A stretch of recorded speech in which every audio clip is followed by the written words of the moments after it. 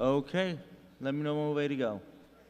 We're ready to go? Okay, thank you everybody for joining us today at our planning economic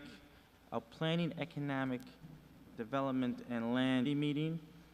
Today in the agenda, we will be addressing our residential parking permit system. Before then, can I have staff do a quick roll call, please? Adams. Ballerin. Here. Clark. Here. Hoey. Here. Zamer. Here. 4 present. We're also joined by Councilmember Conti, as well as Chief Traffic Supervisor William Trudeau. Okay, so we're going to jump right into it. If we can have Bill join us.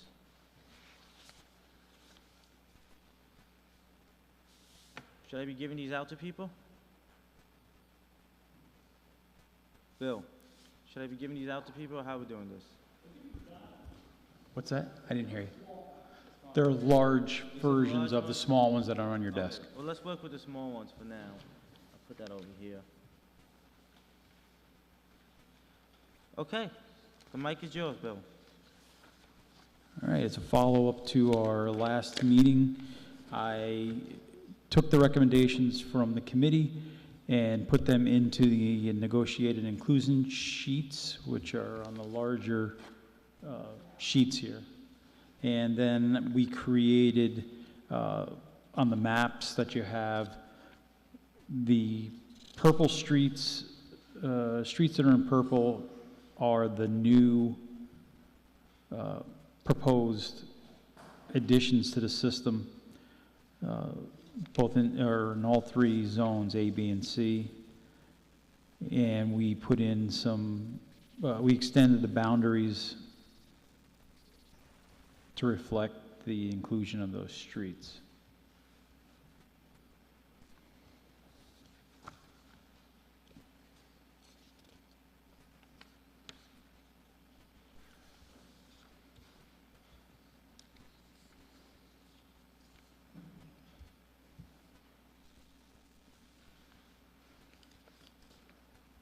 Okay, thank you. Before we get started, Bill, actually, I apologize.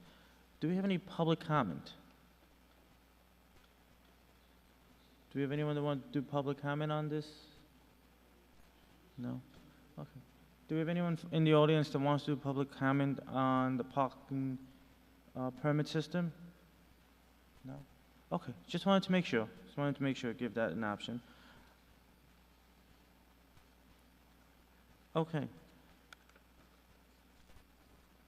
So, how do we, so what are the next steps we need to take to move this forward? Well, actually, are there any questions about the purple streets that have been added that we spoke about last meeting? Councilmember Hoey and then Councilmember Conti. Thank you. And my question was, since this was former Councilmember Romero's legislation and Councilman Conti picked it up, my question was, is he happy with it? So I'll yield and hear what he has to say. Thank you. Well, I had a question. So what Bill did was take the map and just indicated the streets that we had indicated we wanted to expand to. But the zone boundaries are still a question that I had, and I think the amended legislation that we have in front of us, which has revisions to the zone boundaries, the meets and bounds, do those revisions necessarily reflect the maps that Bill gave us? In other words, I think Bill took the streets and outlined them, but separate from that is creating the zone boundaries, which I don't think, Bill, you did based on the draft that we have here, which I think, I believe did Alyssa do this? I think she did it. Yeah, our office did work on that. Okay. So I don't, are these two match? You know, Assuming these are the same maps that we were working off of, the drafted legislation or the potential amendment to the legislation should reflect the map. I believe we included sections such as Brantford Street, Okay. Myrtle Avenue, where Right, it is. no, all that. that's one thing. I mean, aside from that is the boundary of the zone, because there are people who don't necessarily live on permit-designated streets that would also be within the zone and be entitled. So on the maps, where we have the legend zone boundary, do those zone boundaries on the maps that Bill gave us reflect the meets and bounds in the ordinance that elicited? They generally should. There is language in the other parts of the code in that section that extend the zone to lots on both sides of those streets. So for instance, along South Lake Avenue, any lots that would qualify should technically be included in that zone boundary. And that's just a function of the rest of another part of the legislation, not the boundaries themselves. But otherwise, we did go line by line for the adjustments to the zone boundaries. There are some zone boundaries, again, if I'm looking at Zone C, which right now, the current Zone C is a kind of a compact area that really focuses on the Pembroke Triangle area and the surrounding area. And in bringing in those additional streets on Orange, which are no problem, but it creates kind of an interesting new zone map, and I'm wondering where the Orange Street ones really don't have that same connection to Pembroke, and I don't know, I don't want to suggest, should that be a separate zone, like a D? So I do see what does you're that make talking about. sense? In earlier drafts from what our office had worked on, we did include that in Zone A.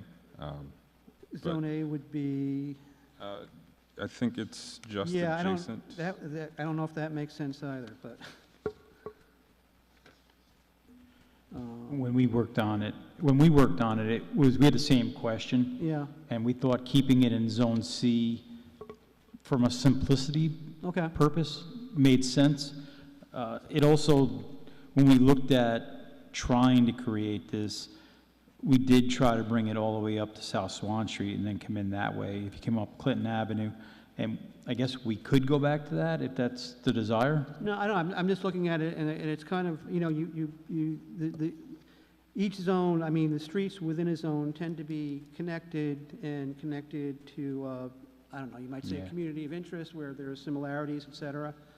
And in some of them, you're bringing, even on the one for Zone B, when you're bringing in Morton, that also, it's not as far removed, but that's probably okay, because, you know, it's a little bit disconnected. And Morton is just different. A lot of the Zone C was, B was in the mansion area and pastures. But it's just, yeah.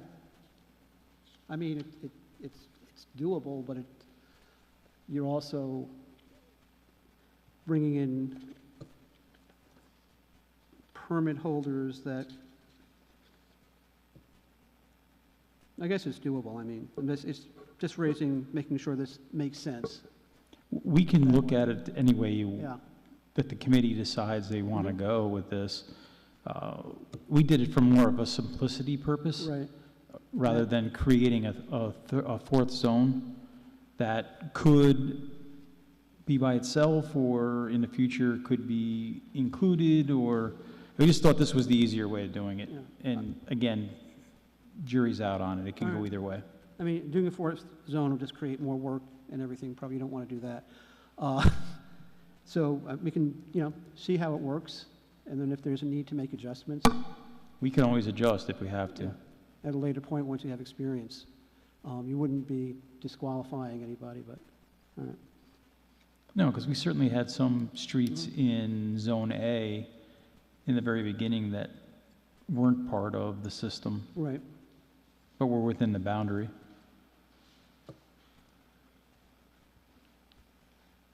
The hardest part is we're only dealing with 750 additional spaces. So it's hard to connect everything that Yeah. was asked for. Yeah. And just remind me, how many, we didn't allocate all 750, correct? 749. Oh, it's only one. We squeaked it in under one. I thought there was a little bit more space. Okay. Yeah, I'm not really aware of any available spaces in the entirety of the system.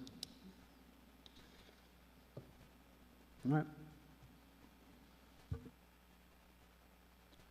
Okay, are there any other questions by committee members? Councilmember Adams. Yes, thank you. Just for a point of clarification, for the residential permit system, that operates or works 24 hours? No, 8 a.m. to 5 p.m., Monday through Friday. Okay. Yeah. 8 to 5 or 8 to 6? 8 to 6? She's a younger brain than mine. 8 to 6. But it is Monday through Friday. Okay, any additional questions? So I'm gonna ask you, Bill, what steps do we need to take now to move this forward? Are we ready? Have we cleaned up the language? Are we ready to go? So just to clarify, the amended version here with the meets and bounds here reflect the zone boundaries indicated on the map. And if we're okay with the zone boundaries, then you have everything is put together.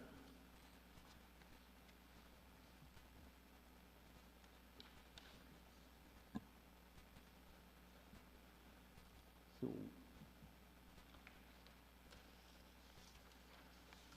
Okay, so everyone just take a quick minute to take a look at it, make sure that you feel comfortable with the drafted legislation, if you could.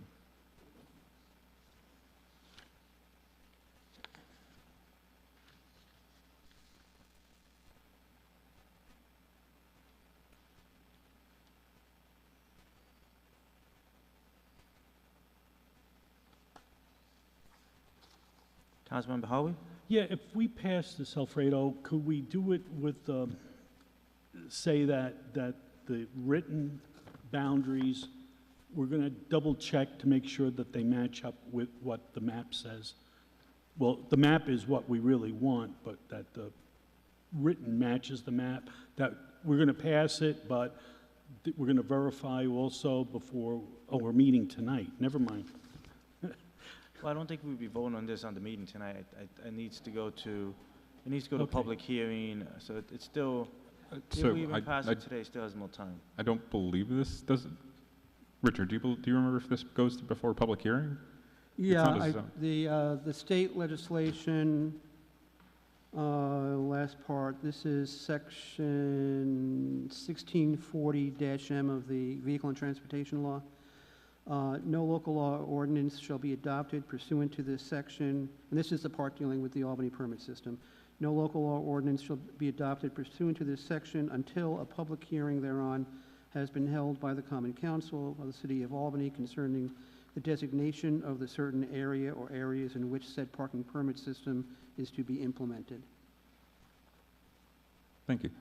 I have a copy. But Alfred, I think if we feel comfortable with this, and then if later on review we find that there's a technical, that's just a technical correction, it doesn't need to come back for a committee meeting or anything like that. And if we, after the public hearing, unless there's some concerns, objections, or significant issues raised at public hearing,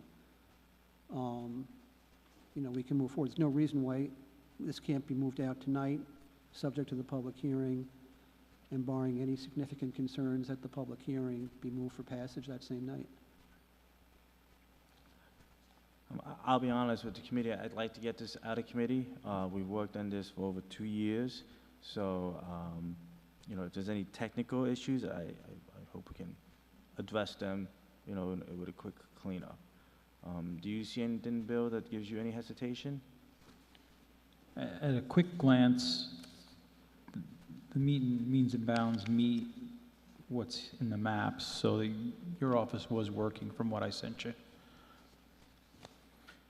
I didn't run through all the streets and the tables, but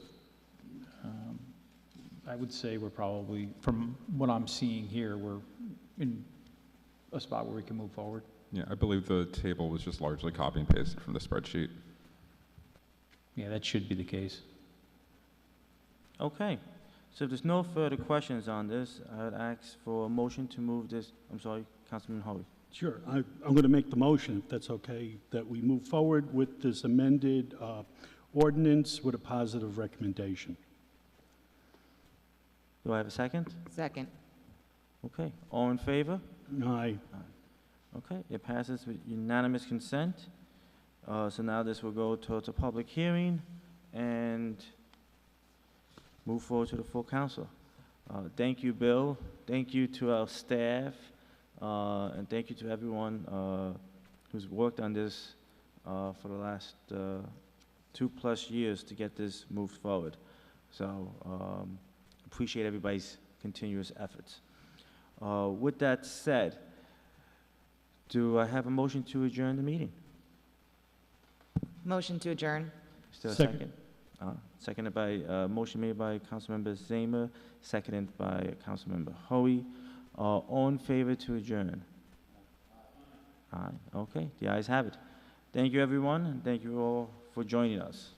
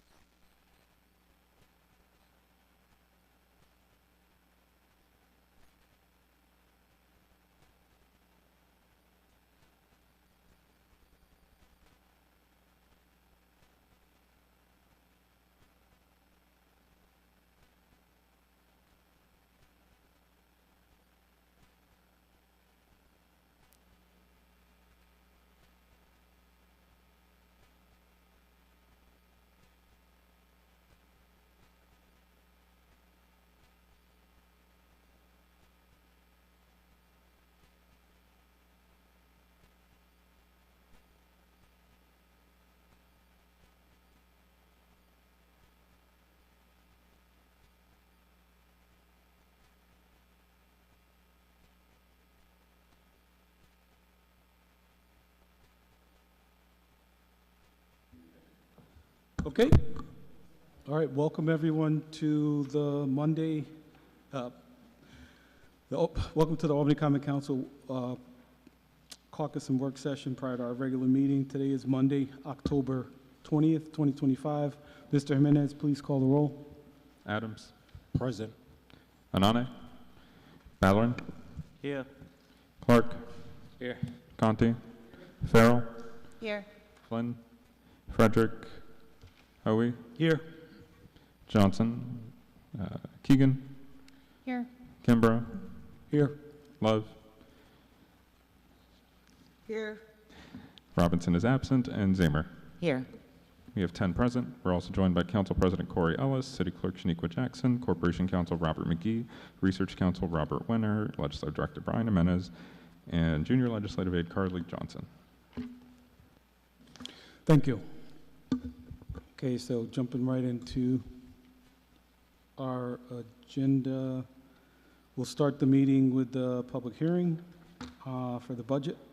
It's Ordinance 27-101-25. That's, yeah. And next, on to local laws. We will be taking up Ms. Keegan's local law held A of 2025 in relation to creating the City of Albany Commission on Disabilities. It's been through committee, came out with a positive recommendation, so we'll be voting on that. And to note really quickly that it's my understanding, last I spoke with her, that Maggie's going to be here. So Ariana's going to be sitting at that table, and Maggie's going to come up for the meeting, for the bill to be passed, if that's okay. One more time. So Maggie, the young woman who worked on that legislation, is coming to this meeting tonight. So I've invited her to come up with me for the bill passage. And if it's okay with Mr. President, for her to be allowed to speak, since she worked on that legislation.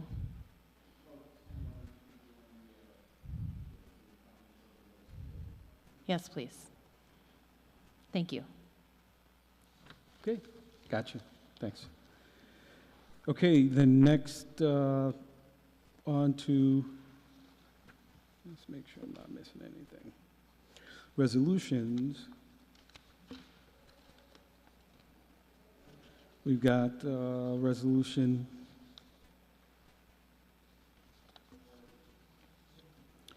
124, 101-25 by Mr. Anani's resolution of the council declaring October 20th through the 26th, 2025 as Free Speech Week in the city of Albany.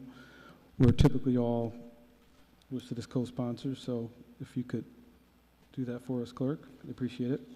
Callie, don't we have some ordinances to introduce? There were some minor changes to the ordinances section of the agenda. Apologies.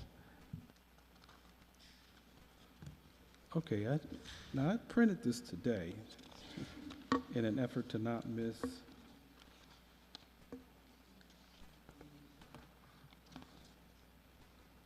Now, what were the changes again? Are you saying? 6 of 17.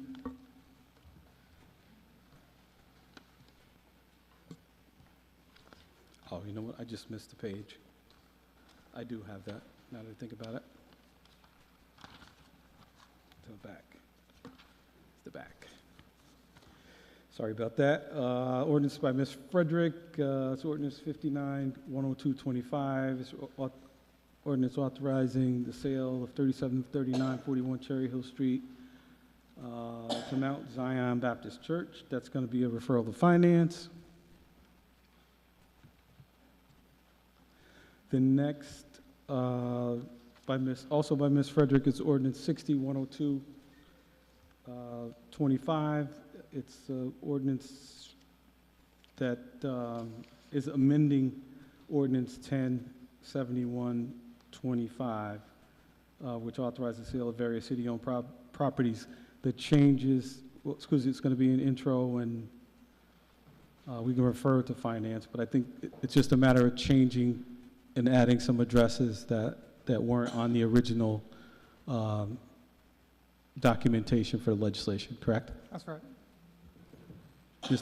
Mr. Holy? Yeah, just real fast. Over the weekend, somebody told me, a county legislator actually, that the Albany County Land Bank doesn't exist anymore. That's a court decision, invalidated it, but would it go to the county? I don't know if that's something we can look into.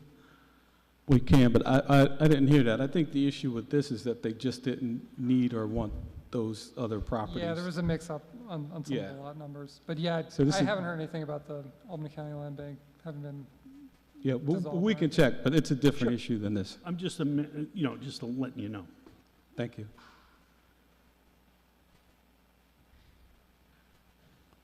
All right, that's intro, and then we'll go to finance. Now on to those pesky resolutions, which are on my first page. Mr. Anani's 124, 101, 25. Free Speech Week. I did that already. We're all co-sponsors. And then next, also by Mr. Anani's Resolution 125, 101, 25, a resolution declaring October 20th, 2025 to be Community Media Day in the City of Albany. We're all co-sponsors on that, so if that could be noted, I'd appreciate it. And that's it for the agenda.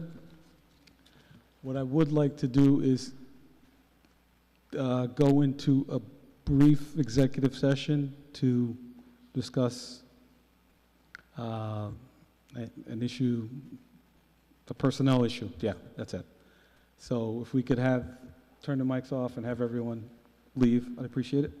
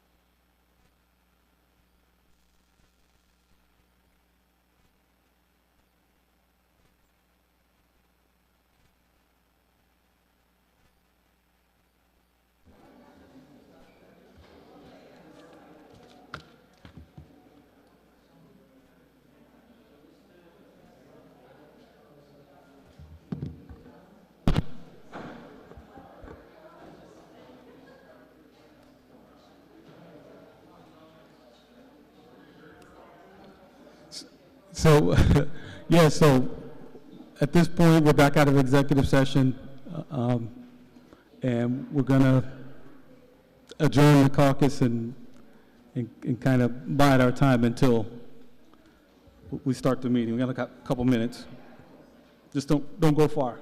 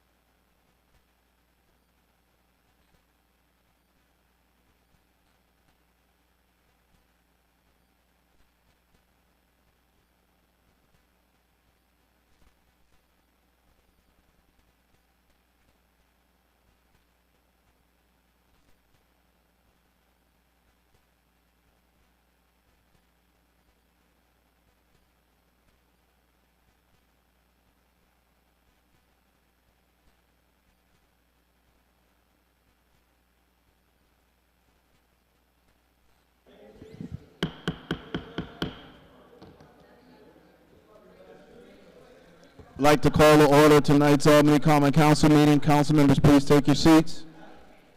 It is 7 o'clock. We're calling to order the Albany Common Council meeting, October 20th, year 2025. Can the clerk please call the roll? Adams. Present. Anani. Ballerin. Here. Clark. Here. Conti. Farrell. Here. Flynn. Here. Frederick. Here. Hoey. Here. Johnson. Present. Keegan. Here. Kimbrough. Here. Love. Here. Robinson. Zamer. Here. 13 present, 2 absent. Thank you. And can you please stand with me and say the Pledge of Allegiance? And after that, just a quick moment of silence.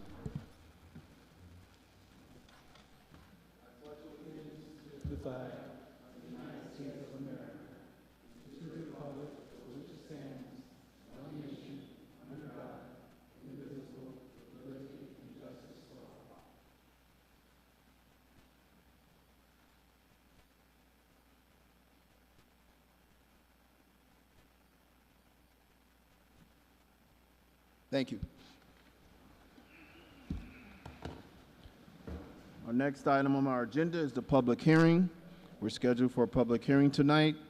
During the public hearing, you can only comment. Your comments have to be in reference to the city budget.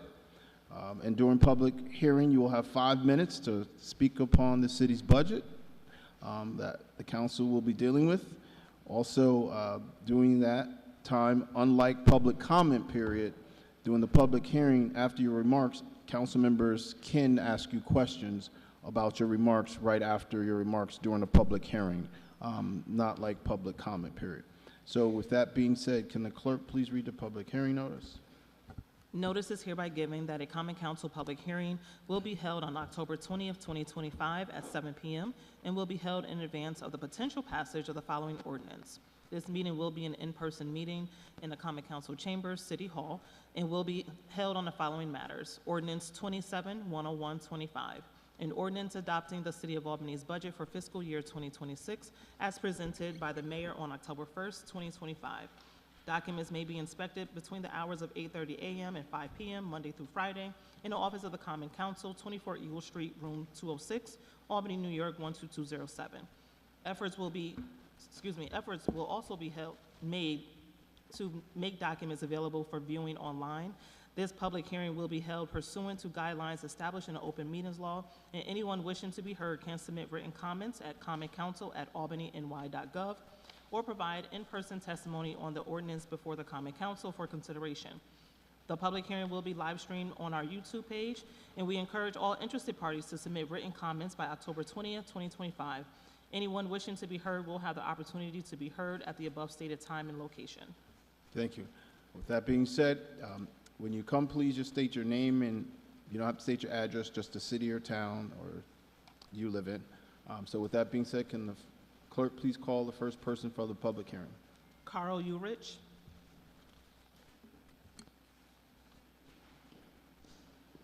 There will be a green light, and then a yellow light means you have a minute remaining on your remarks, and red means complete your comments. Thanks. Thank you very much.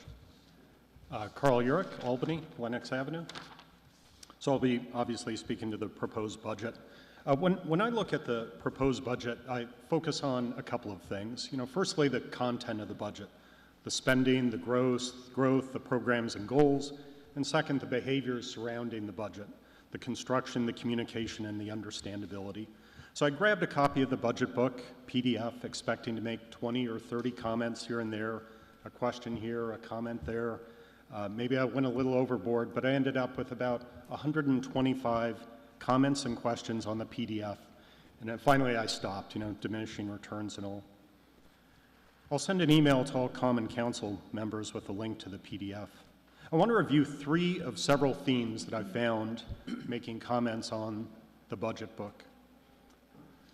No particular order. First, revenue and expense projections lack supporting information to validate their growth or decline.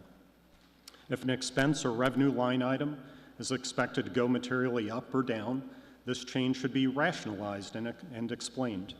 As an example, 2560 street openings It's a revenue line item. It has a revenue budget of $750,000. In full year 2024, our actuals were $511,000. So our 2026 budget suggests a 47% growth in a revenue line item with no explanation of that supports the revenue growth, no supporting information on the 25 revenue trend, and no explanation even of what a street opening line item actually is. Now maybe this could be a slam dunk and the revenue is there. Great. Explain it, defend it. That's what I expect to see in a budget and a budget narrative. Second, the connection between department goals and spending is weak in the budget. Any department goal should answer two questions. Can the department achieve this goal with existing personnel OPEX and CAPEX, or is new spending required? And if the latter, what are the details and where do they show up in the budget? Continuously throughout the budget, there are goals really with no connection at all to what resources are going to be required. As an example, in the mayor's budget, there is a goal, launch a business attraction strategy as a part of a broader equitable economic development strategy for Albany. Great. No one here, I think, is anti-economic development. However, there's no indication if the goal is supported by existing or new resources. Budget should not have big-sounding goals when there is no visibility into the financial execution of these goals.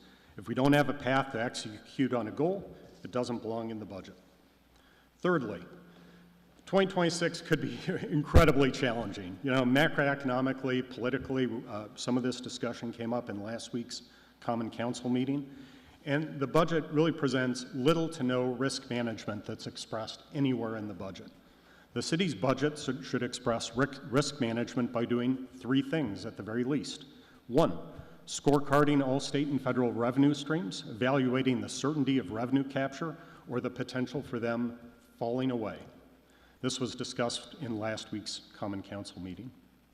Two, prioritizing all new and growth spending to identify our first cuts if we have to move into risk containment mode. You know, things like, hey, you know what, if we're in a pickle here, we're cutting our sustainability programs. Not picking on sustainability, that's just for illustrative purposes. Third, review new headcount to assess our basic requirements. We're adding, by my count, 24 net new positions in this budget. We're adding 4 net new positions with the word communications in the title. Now, undoubtedly, the city could use a little more communications, but can we do with maybe a bit fewer than 4 net new positions? So our budget needs significant improvement. You know, expense and revenue line items need more rigor and explanation. Department goals lack specifics in their focus and financing. And we need risk management to position Albany leaders in a defensive and reactive state if things go bad in 2026. I'd ask the Common Council to ask questions to provide the best possible budget that provides direction and resources to the 1,200-member team that powers the City of Albany, and that the citizens of Albany can read and understand the budget and understand that by seeing important context and validation in the budget. Thank you very much for your time. Thank you. Is there any questions for this gentleman? Ms. Frederick. Thank you, Carl, for your diligence, and I look forward to receiving the PDF that you mentioned with the 120 comments. Yep. And I always appreciate you coming here with thought-provoking points and really analyzing the data. One thing I just want to note, has to be a question, is, you know, are you familiar and aware that over the next month we will be going through conversations with various department heads to ask questions on any changes to revenue and expenses and receive justification within those public meetings? Yeah, absolutely, and I'd hope this PDF provides, hey, and 125 or however many comments I made, I'm sure some I messed up on and I misconstrued or misunderstood something and there's something explainable. However, I would hope that some of the questions that are in the PDF are things that you can just easily pick up, drop in your conversation and challenge the stakeholders. You know, it's nothing personal to ask questions. It's perfectly valid to ask something like, help me look at the 2025 actuals to see if revenue supports this plug in the budget. Thank you. You're welcome. Any further questions for the gentleman? Thank you so much. Thank you. And I hope one day we do get to that point where when people ask questions, it's not viewed as personal. Thank you. Can the clerk please call the next speaker for the public hearing? M. McCauley.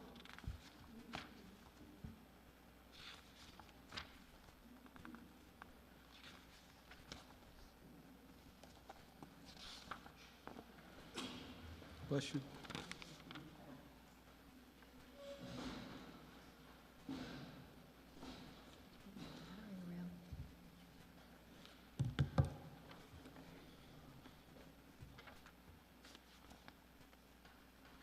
Maureen McCauley.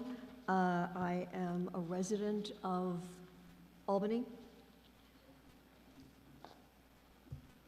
In general, budgets should justify increases to ensure transparency, accountability, and public trust, because taxpayers deserve to know how and why their money is spent, especially when tax increases will result. There's a duty for elected officials to use taxpayer money efficiently. A budget prepared in a year like this, when the outgoing mayor's term ends and a newly elected mayor's term has not begun, is intended to be an interim budget, one that keeps the lights on, holds the line on taxes, a fiscal carryover. It's not supposed to constrain the incoming mayor with tax increases. In short, it is not this wish list that you have before you, a wish list that shows no concern for Albany's tax-burdened residents. Some of the specifics from this wish list: it adds $1 million for hiring in the mayor's and the auditor's and the treasurer's offices. Of note is that there was no discussion about saving taxpayer money by using AI or anything else in any of these offices. The mayor's office adds 6 positions to those that already exist and will result in close to a 50% increase in staff. And it will also increase costs from the total level of $800,000 to $1.7 million. Why is that increase justified? No basis is given. One of the new positions is for a deputy mayor. What duties, responsibility, and authority this deputy mayor is not specified. Will the deputy mayor act as the mayor if the mayor is unavailable? No one knows, no basis. Another new position is counsel to the mayor. This, despite the city corporation counsel being the designated legal advisor to the mayor. Will this tee up conflict issues? Is it a redundant expense? Again, no specificity. Other additional positions in the mayor's office are Director of Economic Opportunity and Development, Director of Communications, and then we have more communications, Director of Community and Digital Communications, Director of Intergovernmental Affairs. The question is, when existing services, programs, or departments have expanded, do they require this? We don't know. We have no idea what the justification is. The wish list, or also known as the proposed budget, will increase taxes on already tax-burdened citizens by 3% and above, depending on what classification you fall into. For a single-family home, assessed at $250,000, that's $51. It will require the city to spend $4.3 million more on employee costs than it did in 2025. And I just want to add, the salary that you see in this wish list is not the extent of what the city is going to bear the costs of. You have to add somewhere between a 30 to a 40% factor for benefits and pensions and health care. And as you all know, health care is an ever-climbing expense.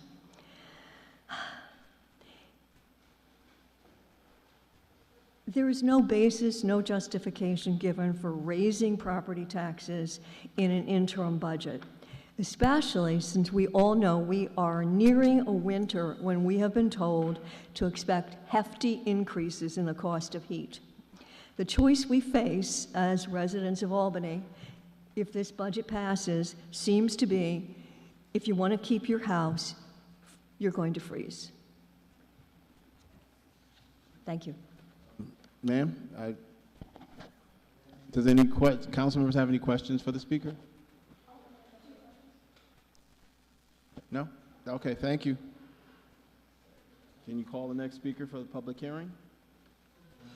Judy Doche.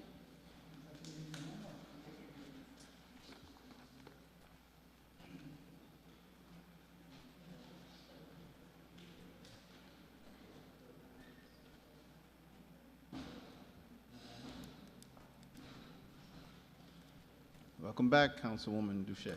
Hi, I've been Hello. hiding. Carly, did you pass out the doc? Okay, okay.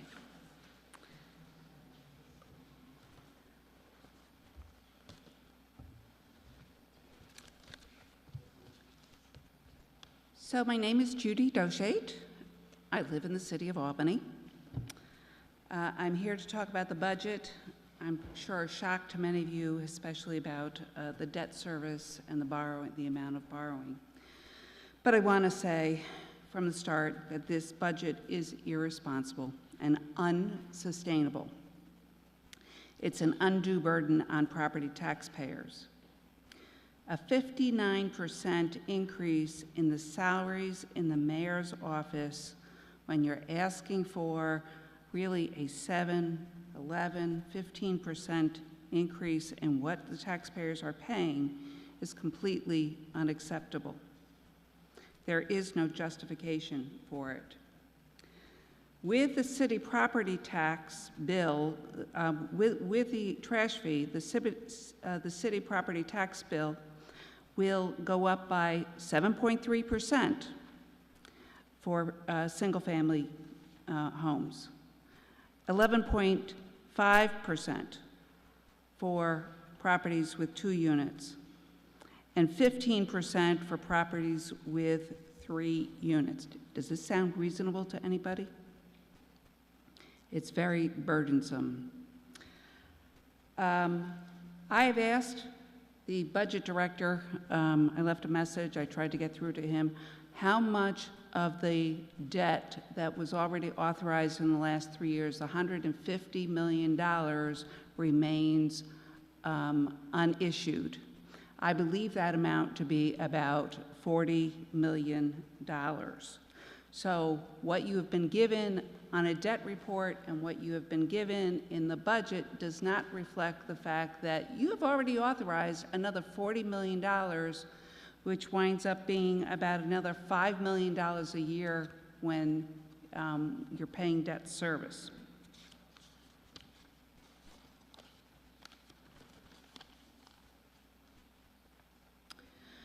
While, and I want to say that, so in addition to the $36 million additional borrowing put in this year's budget, over the next several years, you have another 33, you have another 44.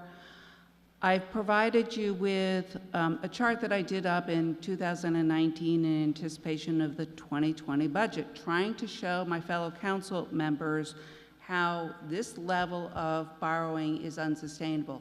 In that year, we did reduce the amount of borrowing to $16 million, but then in the 3 years subsequent to that, the borrowing was $150 million total.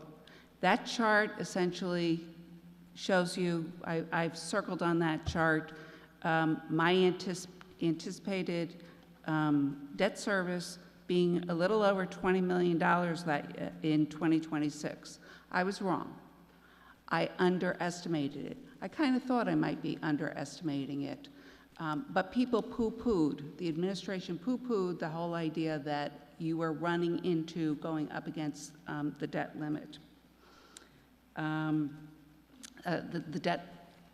debt limit policy that we have. I note that while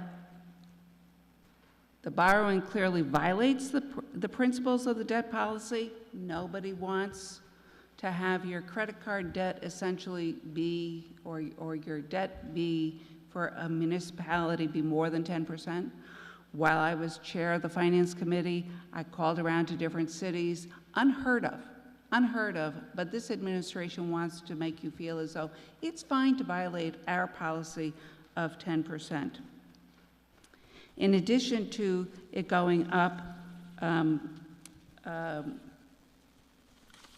$4 million this year, next year it will go up over another $3 million. In the next 2 years, it will go up over 11%. It will be over an 11% increase. Divide that over 2 years for if there's no other revenue, and there's not going to be revenue from the landfill, divide that between the 2 years. It's over 5% per year property tax increases that you are looking at. By 2030, you can expect the debt service to be close to $40 million annually. It's almost double what it is in the budget currently. That is 15% of a projected $260 million budget. Thank you. Your time is up. Does any council members have any questions for Ms. Duche? Mr. Ballard? Thank you, Councilwoman Duche. It's always good to hear from you. It's always good to see you. My question is, what was the statement you were trying to finish? If you could just finish that for us.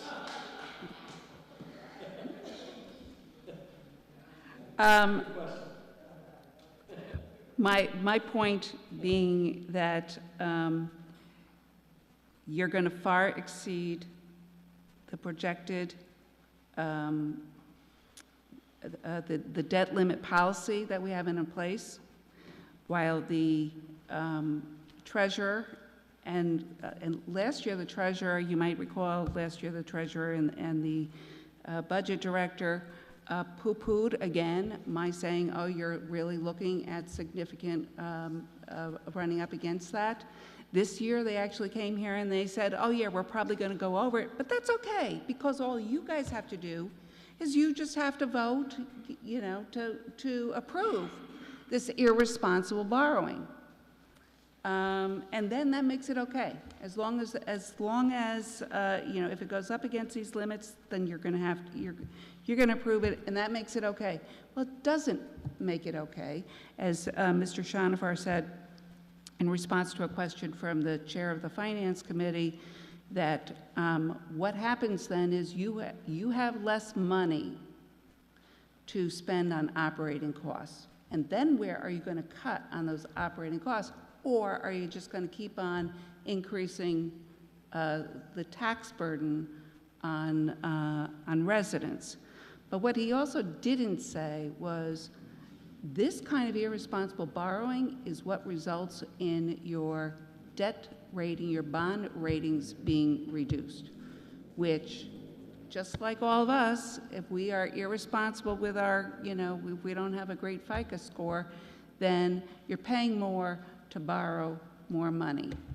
And I do want to note also, again, I thought we were done with the idea of having borrowing for police vehicles. You borrow for 3 years for something that has a useful life for 3 years. You replace them every 3 years. And essentially all you're doing is adding $100,000 a year to the budget because you're borrowing instead of taking it out of cash. Any further questions? Mr. Hoey?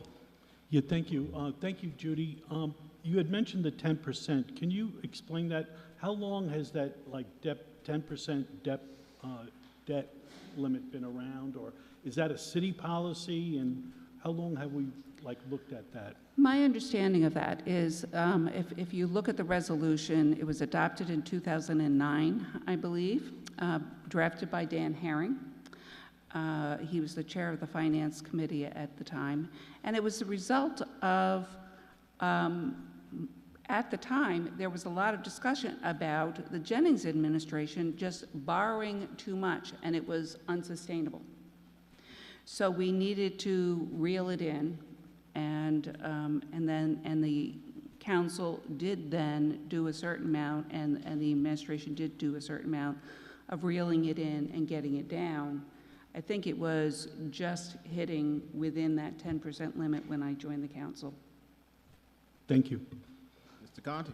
Yeah, just to build on that and to answer partly Tom's question, it actually resulted from an amendment to the city charter. There was a charter commission around that time, and that was one of the recommendations directing the council to adopt a debt policy. It was actually advocated by, I guess, would be city comptroller at that point, Tom Natito, was one of the advocates. It was included in the charter. That was the charter amendments that year that were adopted. And then Mr. Herring and I believe Mr. Natito worked on drafting the actual policy, which was in the form of a resolution adopted by the council, which set the 10% figure. So that was the genesis of how it happened, but it's rooted in a requirement in the city charter that directed the adoption of a debt policy.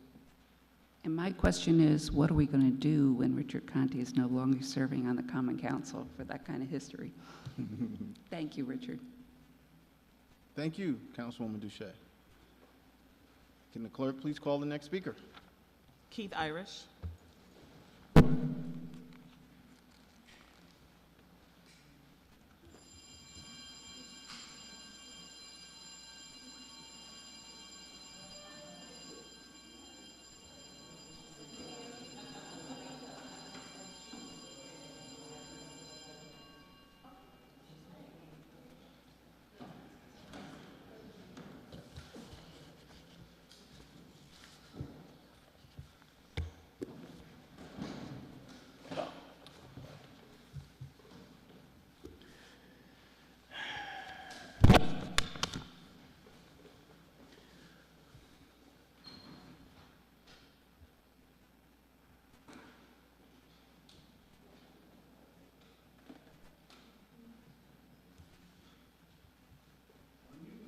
I'm waiting for you. All right. Oh, I was waiting for you. Good evening. As you know, my name is Keith Irish. State, okay. A lifelong city citizen, currently in what's known as the 9th Ward. I'm here tonight to speak on the proposed 2026 city budget at this first of two budget hearings provided for the citizens to speak. The budget was released on October 1st without advising the public, not informing the public, not holding it at a preferred time and place for the public to attend, and not providing copies of the budget to the public. This is typical of this administration's hiding the residents should be aware of, hiding what the residents should be aware of. Government transparency at its worst, puts it mildly. As far as the budget goes, after I finally got a copy of it to read through, so far what I have analyzed of it and have heard of what's in it from other sources, that this, as usual, is filled with grade A pork products worthy of a departing administration. And you all should be ashamed to be a part of it in its current form. Your Finance Committee has 5 budget presentations scheduled, so far of which 1 has been held with only 4 of the 5 committee members and only 2 of the rest of you in attendance.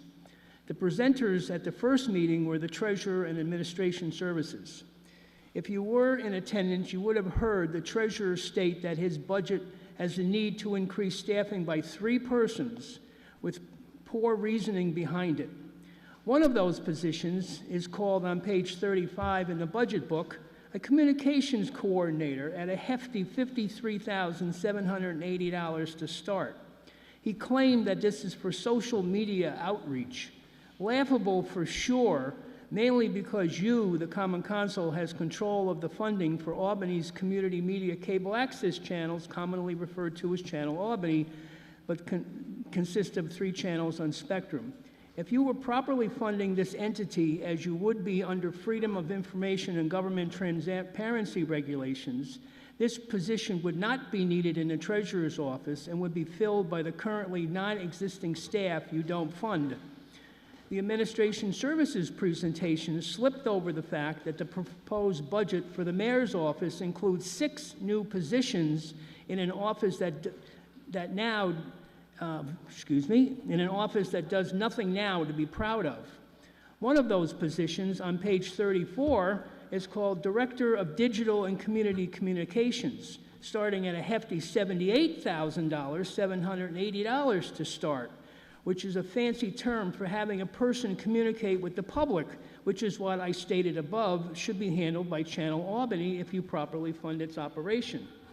I cannot wait to see what other items come out in the next 4 budget meetings, 2 of which are this week. Another item that came out is a general 3% tax levy increase, which is total pork just because of the 9 positions I have already mentioned and cannot wait to find more. Remember that the funding, which I can still not find itemized in the budget for years on end now, that comes from Spectrum Cable's franchise fee, clearly stated on the cable bill shows, is supposed to go to the operational needs of your community media cable access channels, and not into the general fund, hiding its even existence. Yes, there is no state-level requirement to do so, but legislation has been trying to get passed for a few years now to mandate a minimum 40% for its operational needs. It's not as good as the state of Massachusetts regulation of a 100%, but it's a start, and should be the minimum you, as the overseers of the funding, should have in this and all future budgets. Speaking of which, from what I have read so far, there seems to be a decrease in the community media funding shown on page 19 and 28 of the budget. A major mistake that even talking to Corporation Council does not understand. Increase the funding needs of Channel Albany to increase the staffing and to make Albany's government completely transparent to the citizens it is supposed to serve. I got 30 seconds. I did not mention in here about the trash fee for those that have to pay it. I think it was the treasurer that said something about doubling it, and maybe that should have been a little bit each year going up, but doubling it is kind of ridiculous. Thankfully, I don't have to pay it. Thank you for your time. Any questions for the gentleman? Seeing none, thank you, Ms. Irish. I didn't Clerk, think please so. call the next speaker. Oh, that's the last. That is the last person signed up for the budget public hearing. So budget public hearing at this time. This council meeting is deemed closed. Now we'll move on to public comment period. Public comment period, you will have 5 minutes to speak on any subject you wish to speak upon. During that time, council members cannot answer any of your questions or respond to your statements. They cannot do that. If they choose to do so, they will do so at a later time during the agenda. When you come to the table, just state your name and city or town that you reside in. When you see the yellow turn yellow, that means you have 1 minute to conclude your comments. With that being said, can the clerk please call the first speaker? Tabitha Wilson. Sheila, thank you. Cheryl DaCosta.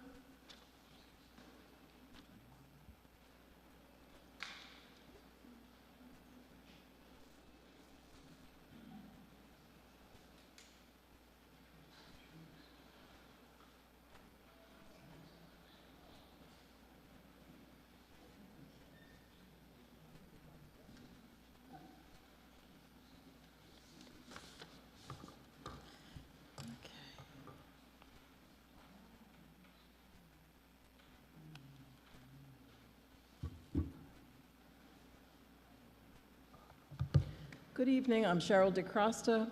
I live in Albany, in the 5th Ward in West Hill, which happens to be a rather underrepresented and marginalized community. I am here to speak about West Hill generally, and more specifically about the planned wind development project that is at the Philip Livingston Middle School Apartments. I am a homeowner, by the way, in that neighborhood.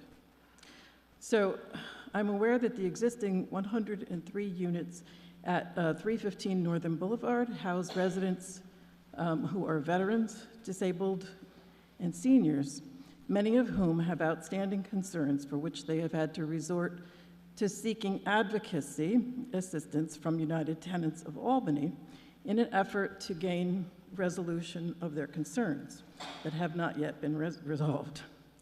I have no authority really to speak on behalf of those residents, but that said, because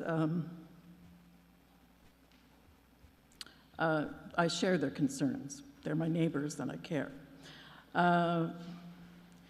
Second, because I question the wisdom of bringing an additional at-risk housing for people with existing matters are less than satisfactory and even escalating.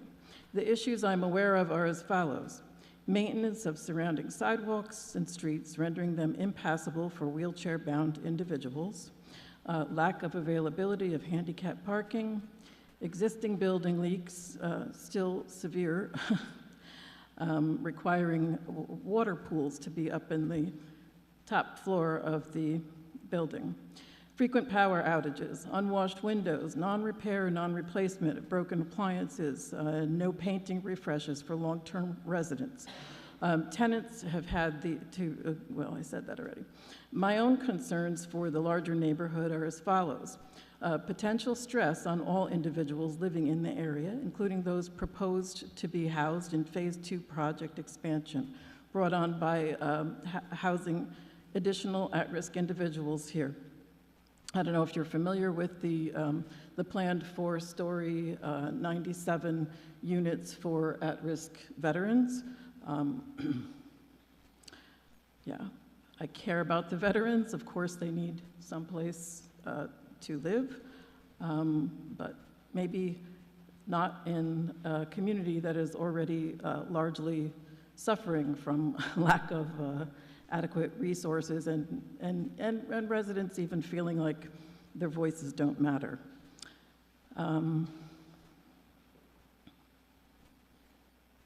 So I'm concerned about veterans being in the area with, there's a lot of fireworks that happen in that area and a lot of gunshot veterans with PTSD, existing and worsening traffic conditions, the opening recently of the KIPP High School has brought a lot of interesting activity to the area. And by the way, at a recent Albany Planning Board meeting, some of the residents from the building next door did attend, and one of their concerns was registered sex offenders that live within, feet of those 3 KIPP schools. In any event, I think, okay, another issue is, what about the impact on the Tivoli Nature Preserve? If the area is supposed to be a preserve, not a park, they keep taking down trees in the area. The deer, there are as many, my yard is fenced in, and there are as many as 6 deer that come into my yard on a fairly regular basis. So I could go on, but I think I'm going to stop there.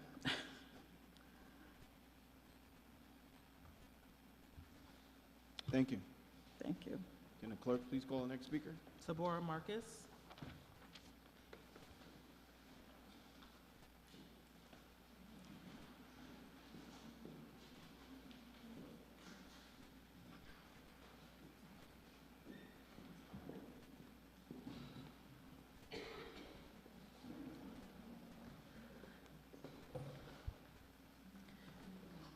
Good evening, members of the council and council president. My name is Tabora Marcus.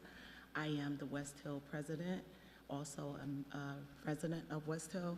So I am here on behalf of many of our neighbors who have been solely complaining about some of the things that they have been experiencing in our communities. We recently had a meeting and it came up that West Hill is the neighborhood that never complains. We are the neighborhood that accepts everyone into the community, a neighborhood that is already, as one of our neighbors just spoke about, very distressed.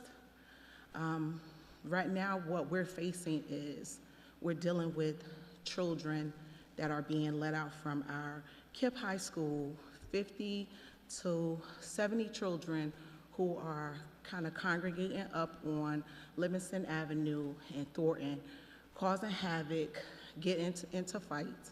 The neighbors are really concerned because it's starting to trickle down into many of the neighbors' homes, their yards. We recently experienced a shooting that took place on Beverwick that many of our neighbors were deeply concerned about seeing that type of activity in that part of the neighborhood. I've been recently getting a lot of complaints about the KIPP High School and the turnout. My biggest thing is we're now talking about a development, and as Ms. Sherry spoke about, we're bringing already distressed people into a community that is already underserved and disadvantaged. You're talking about folks who are experiencing homelessness, being impacted by the activities where the children are being let out from school, all the activities that's happening, how those residents are going to be impacted while we're bringing them in to make sure that their living conditions are well as well. We're also going to talk about the current tenants who are currently living at 315 who are experiencing all of the conditions from mold to repairs not being made timely, and then we're going to allow a development that can't meet the needs of the already residents there to come in and to develop more, not meeting the needs that they should be meeting for the residents there. I wanted to talk to the council because I think that one of the things that we don't think about is what transportation can do for our community of kids. Every other community have transportation where they have their children picked up from the school and dispersed into their homes, dropped off in front of their homes. I believe that that might be a resolution that we can have for our community.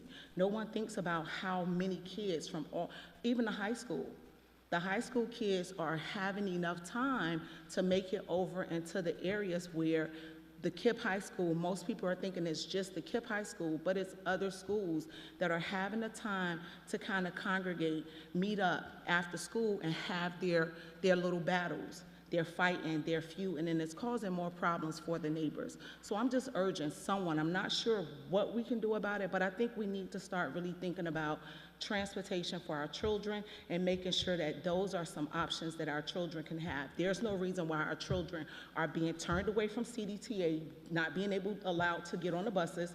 And again, if I'm a bus driver, I would probably be a little fearful too with 70 children at a bus stop.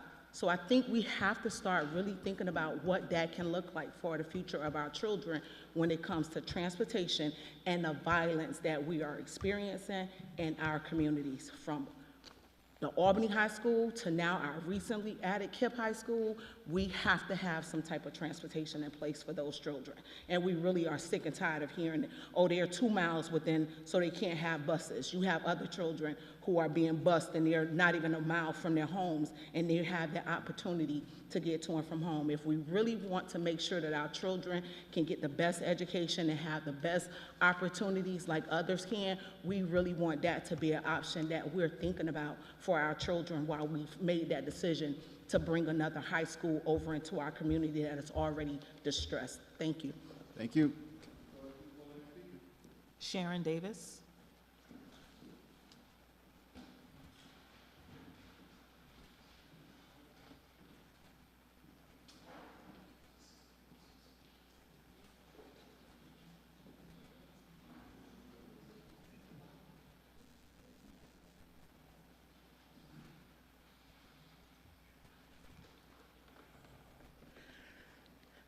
Good evening. My name is Sharon Davis, and I have been a resident of West Hill. I have had to move out of the area, but I am here to represent a 91-year-old woman who is now homeless. She has lived in the West Hill area all of her life. She lived in Trivoli. She became sick in June and was forced into a rehab center. So from June till now, that is where she resides. She cannot go back to Trivoli because she was on the top floor. And she lived there for 53 years. I don't know anyone who has lived any place that long, but she's been there for 53 years. All right, I have been working with her since July 4th, when she was first admitted into the hospital. All right, like I said, she is now in rehab with no place to go because she can't go back to Trivoli. I have searched. I have put in applications all over Albany. I can't find a place for this woman to live. 91 years old, and she is now homeless. All right, think about that. Think if that was your mother or your grandmother, and there was no place for her to go. We've tried. The other issue is Medicaid, because in all of her years, she didn't think that she qualified for any of these services. So now we're coming down to the wire. The end of October, she will be responsible for over $120,000 in medical bills. 91 years old, where is she going to get that kind of money? And remember, she's also homeless. We need help, and I don't know who else to go to. Like I said, the end of this month, Medicaid, their responsibility to her is over. Housing, where am I to go? Because every application that I have put in for her, they're telling me she doesn't qualify. So, members of the council, what am I supposed to do? Again, she's 91 years old and homeless. Thank you. Thank you, ma'am. Can the clerk please call the next speaker? Kathleen Basner Smalls. Yeah, but she said she left.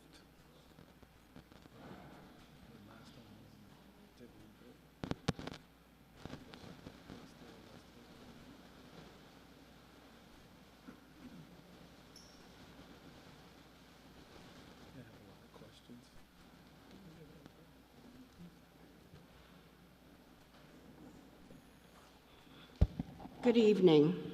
My name is Kathleen Bisner Smalls, and I too live in the forgotten neighborhood of Albany entitled West Hill. I came to speak to you about the vacant buildings in my neighborhood. I have been a resident there for almost 50 years. I've lived at 74 Judson Street, infamous Judson Street, for 54 years, or almost 50 years, excuse me. And I say that because people like me, that even look like me, still live in that neighborhood. We work, we're educated, we pay taxes, but we get little or nothing from you. You, as representing the city of Albany. We have neighborhood meetings. We invite our elected official, who of course is not even here tonight. No one seems to have the time to show up. So yes, we are truly forgotten. We're not Center Square, we're not Pine Hills, so I guess we kind of don't count. We're thankful that the community center is being built, but what is going to actually go into that community center is a whole other question. But I'm here basically to speak about the vacant buildings in my neighborhood, across the street from me, on the corner from me, that I haven't been lobbying to have taken down for years. What is happening now in my neighborhood is the squatters are very, very comfortable in these buildings, which are being burnt. What, every other week? We don't even have a community resource officer available to even walk the streets to find out who is in those buildings. You call the city, you let them know. Nothing is ever done about it. So I guess I'm really frustrated. I'm frustrated because I don't know where to go. I don't even have a community resource officer. I can't even find his name or her name. They did brand new streets. Brand new street, Judson Street, looks beautiful. Put in some trees. Now, the people on my street can't even pick up a piece of paper. So who do you think's gonna mow around those trees? It's just gonna look like a jungle. And where are the speed bumps? Where are the speed bumps on a street like Judson Street? I don't know who planned it. It looks beautiful, but what about the residents that live there? You just came and put some bicycle path markings. Wonderful, but where's the speed bumps? So I guess I'm just frustrated with the city as a whole. It's almost, I understand that people in my community don't vote. I get that.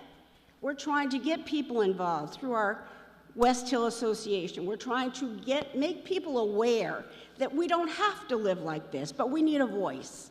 So I guess I'm here about the vacant buildings, about the fires, about the lack of the name of a community resource officer, and also, could I get some speed bumps? Thanks, I really appreciate your time. And I do appreciate the positive things you do for the city. I just wish that you'd recognize us in West Hill. Thank you. Thank you. Thank you, ma'am. Can the clerk please call the next speaker? Clyan Lightbourne.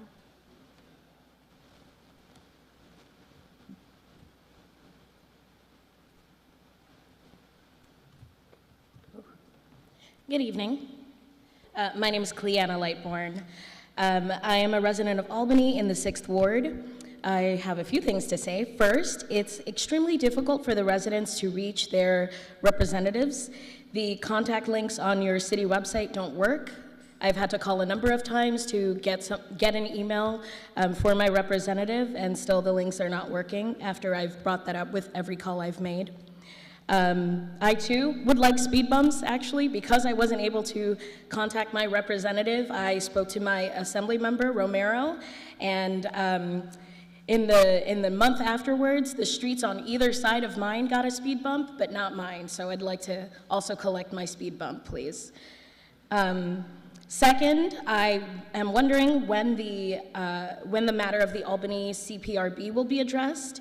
I recently read their open letter last week, and I was appalled to hear that there is no movement happening in that area. The board says it's being blocked from doing this job, with more than 120 police-related complaints being stalled. When I was a young activist, I actually founded, with my friends, the Black Lives Matter upstate New York organization on the steps of this, of City Hall. We were told a number of times as we were protesting in the streets to do it the right way, to go through the proper channels. I am now a campaign director for the League of Women Voters, doing the work in the Capitol almost every day, and yet I'm still seeing lack of progress in my city, even when I pursue the proper channels. Let's see.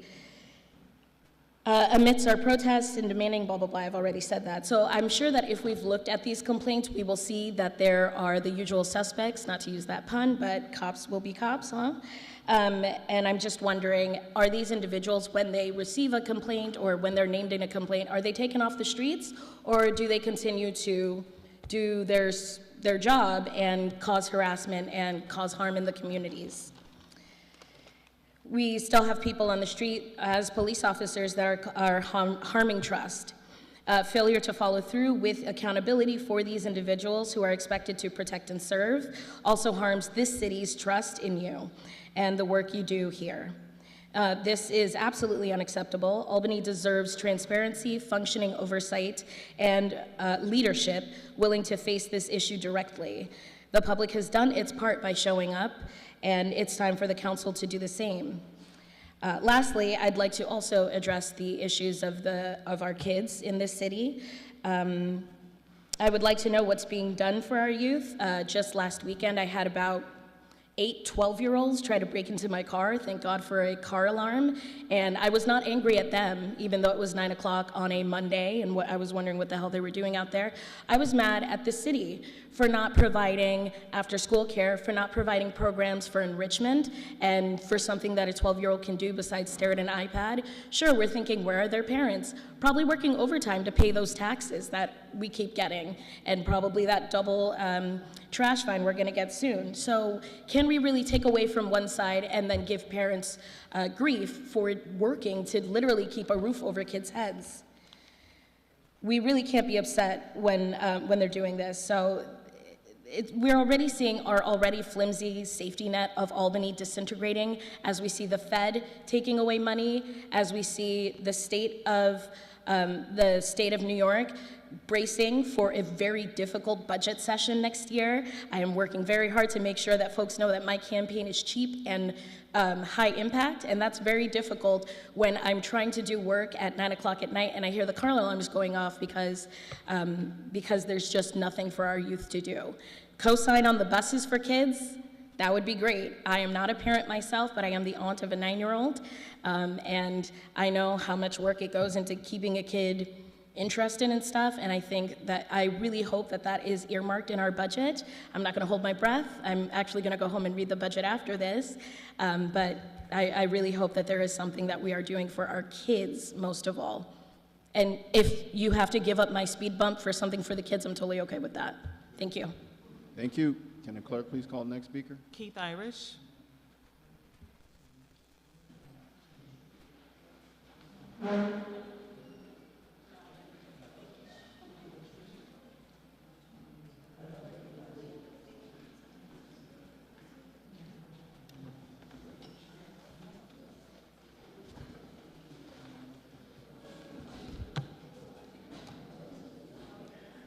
Good evening, Common Council members. As you know, my name is Keith Irish, a lifelong city citizen currently residing in what's referred to as the 9th Ward.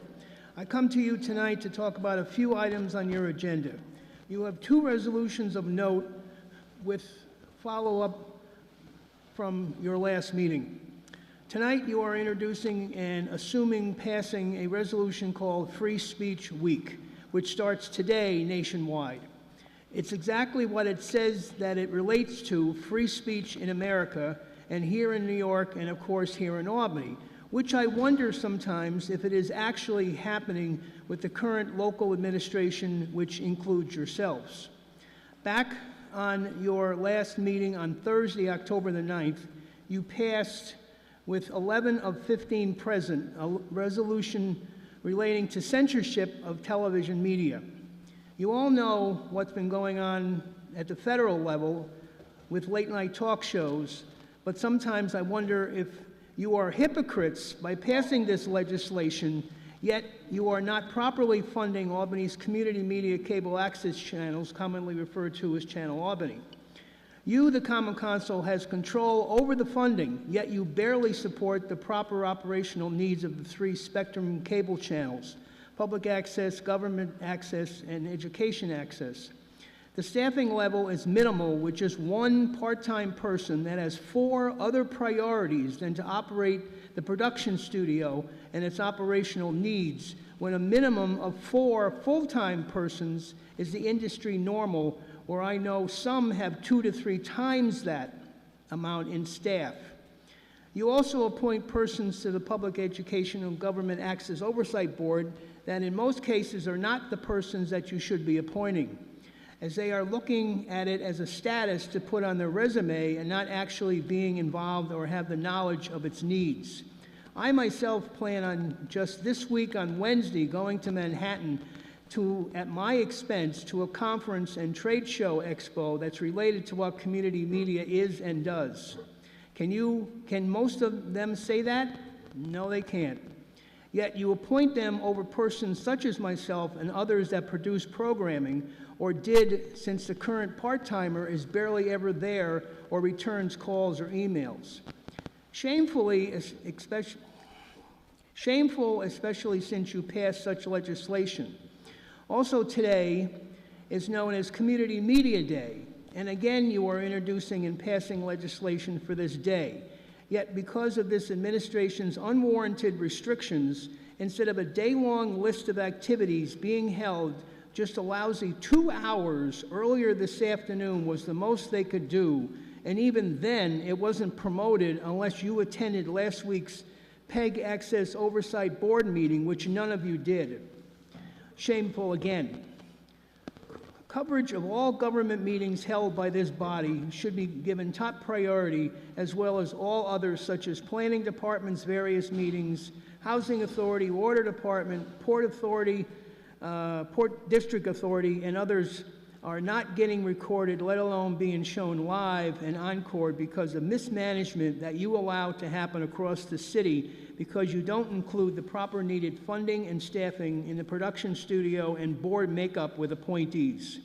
You need to get your act together and listen and change things you control.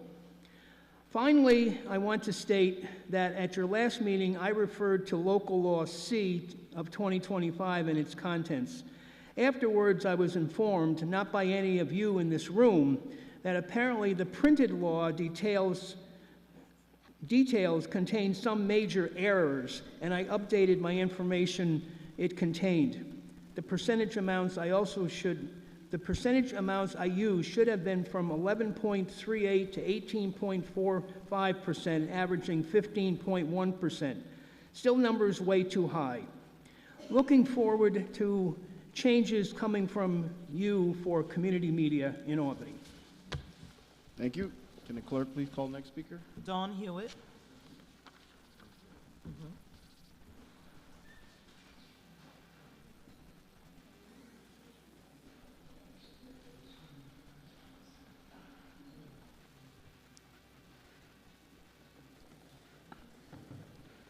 Good evening, everyone. My name is Dawn Hewitt. I'm a resident at 363 2nd Street in Albany, which is between Judson and Lake. I lived there for 43 years. We've owned our home since 43 years. I've seen a lot of changes. When we lived there, the neighborhood was different. I've raised 2 daughters, college-educated kids, one has a job with the state, the other one with the company, 3M. But there have been so many changes. I'm just going to use the word very loosely, we have ducked bullets. I've been sitting in my car and the bullets are flying over. My home, my neighbor's home, have bullet marks in them. But I have survived it, and I'm still living there because I don't want to go anywhere, at least now. I've retired from New York State. I've worked for New York State for 31 years. And now we're living where, again, West Hill neighborhood, which seemed to be forgotten. Trash is not being picked up as it's supposed to be. I called the city, I called DGS, they said they're behind on trash. I pay. It comes out of my taxes. I'm a homeowner. I'm not a tenant. And I think we in the neighborhood deserve better. There's also the matter of homelessness. And the people that are homeless are the ones that are drug addicted. I walk in my neighborhood in the mornings. 8 o'clock, 9 o'clock, I'm encountering men and women who are high at that time. Who do we turn to? Their children. I went to our neighborhood meeting. There was a young woman who said at the school on Clinton Avenue that she was outside picking up needles, and we were trying to tell her not to. And she said, I have to, because kids go there. And then there was an interpreter who had to tell her the reason why she or children should be wearing gloves.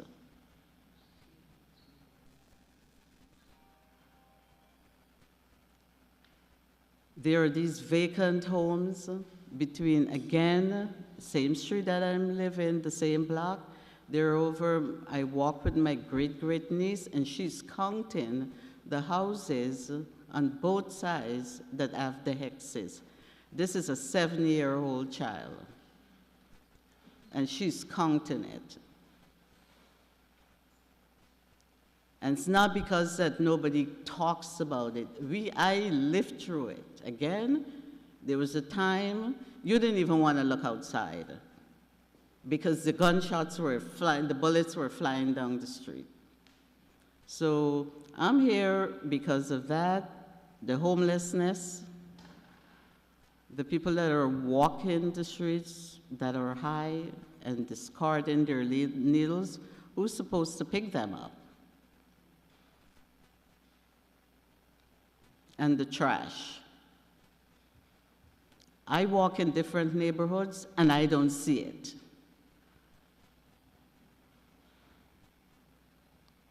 All the time. I go in Colony, I go over by Manning Boulevard, Pine Hills.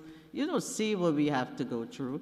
And where I live, I have at least 6 or 7 people that moved into that street. I'm from South America. And there are people who came from my country, Guyana, that came and bought homes because we were living there. So it's not that it's all other people, not homeowners. A lot of the people in 2nd Street are homeowners. There are some renters, yes. Then there are the absent landlords who do not do what they're supposed to do. So we're here because we're just tired. So I thank you for your time. Thank you, ma'am. That is the last speaker signed up for public comment period this Monday, and so that ends our public comment period. Now we'll move on to our other items on our agenda. Approval of minutes from previous meetings, Mr. Kimbrough. I don't have the meetings from the last meeting, so we'll do it next month. Okay, Or next thank you. meeting. Considerations of local laws. With local laws held, Ms. Keegan. I would like to notice local law A and ask for its passage via roll call vote. Thank you. Can the clerk please read the local law? A local law amending Chapter 42, Departments and Commissions of the Code of the City of Albany by adding a new Part 43 thereto, creating the City of Albany's Commission on Disabilities. Thank you. Discussion on this local law, Ms. Keegan. Thank you, Mr. President. First, I want to acknowledge that we have our intern, Maggie McCallum, here, who did an incredible amount of work on this legislation with me. She went to participated in our community listening tour, where we listened to folks who are experiencing various disabilities throughout the city and their experiences in accessing government services and public spaces throughout the city. I'm sure that my colleagues are well aware of many of my frustrations that I have expressed during our budget sessions, because that is when we have the most power to make the most change on these issues as they relate to true equity and access for folks with disabilities in our community. And I have had to do a lot of education around this issue.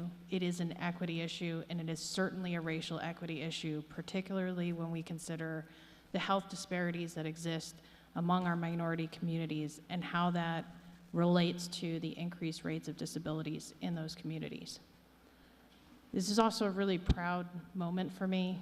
When we talk about this issue, there is a saying in the community that there is nothing for us without us.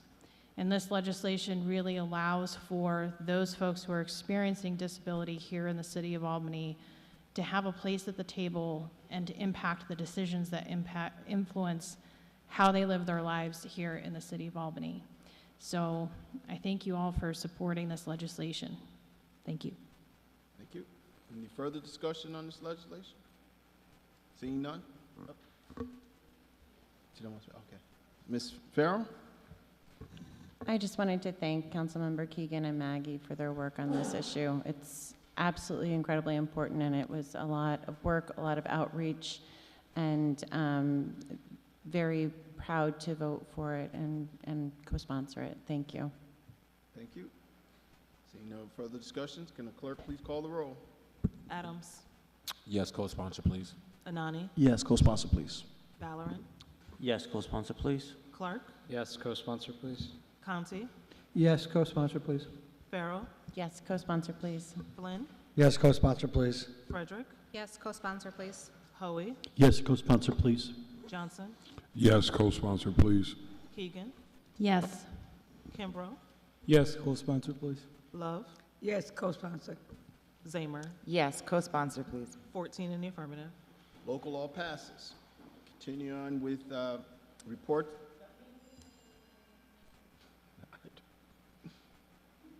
Councilwoman, if you like, yes, we can.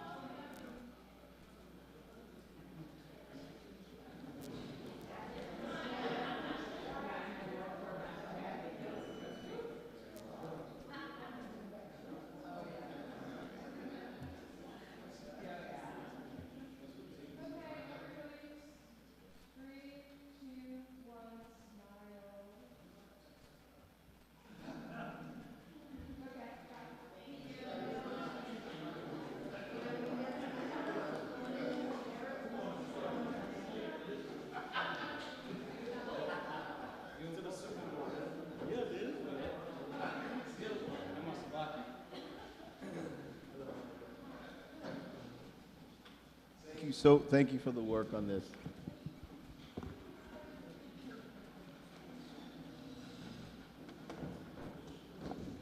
Thank you. Now we're back to our regularly scheduled broadcast. We'll be going in with our reports of standing committees. I believe we have one from Mr. Ballerin. Thank you, Mr. President. The Planning Committee met this evening, and we passed out ordinance 20.62.24 with unanimous consent. This is the ordinance that has to do with residential parking permits. It now is going to go to move forward for a public hearing, as well as hopefully be on our agenda the next couple of weeks. But I just want to say thank you to everyone who's put in work on this piece of legislation for the last few years. It is truly appreciated, and I'm glad it's being moved forward. Thank you. Thank you, Mr. Ballerin. I don't think we have any more reports. Oh, we do? Oh, yes, Finance. Ms. Frederick. Thank you, Mr. President. The Finance Committee met for our first meeting of budget season on October 14th. At that meeting, we discussed the Treasurer's Office budget as well as administrative services. This week, we are meeting tomorrow here in the chambers at 5:30 to discuss the Neighborhood and Community Services budget. At that time, we're also going to go over Ordinance 138125, Ordinance 229225, and Resolution 121-10125R. On Thursday this week, we will be back here as well at 5:30 to discuss the Department of Recreation budget, Youth and Workforce budget, and the Community Police Review Board budget. And then just moving to next week, we are also having a meeting on Monday, October 27th, to discuss the Fire and EMS budget and the Police Department budget.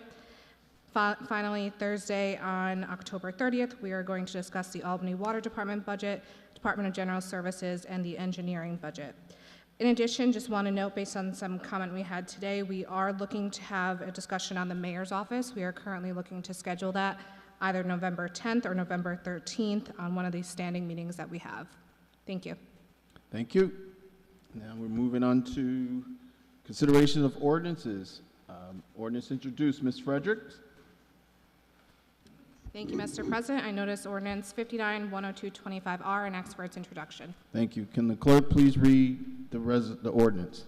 An ordinance authorizing the sale of 37, 39, and 41 Cherry Hill Street, tax map parcel numbers 76.81-1-21, 76.80-1-22, and 76.80-1-23 to Mount Zion Baptist Church. Thank you. Mr. Kimbrough? Thank you, sir. That will be a referral to Council's Finance Committee. Thank you. Continuing on with ordinances introduced. Ms. Frederick? Thank you. I notice ordinance 60-10225 and ask for its introduction. Thank you. Can the clerk please read the ordinance? An ordinance amending ordinance 107125, which authorized the sale of various city-owned properties to the Albany County Land Bank. Excuse me. Thank you. Mr. Kimbrough? Thank you, Mr. President. That's also a referral to Finance. Thank you. And that is it for our ordinances. Mr. Kimbrough? Thank you, Mr. President. The rest of the ordinances are held. Thank you. Moving on to resolutions introduced. Mr. Anani.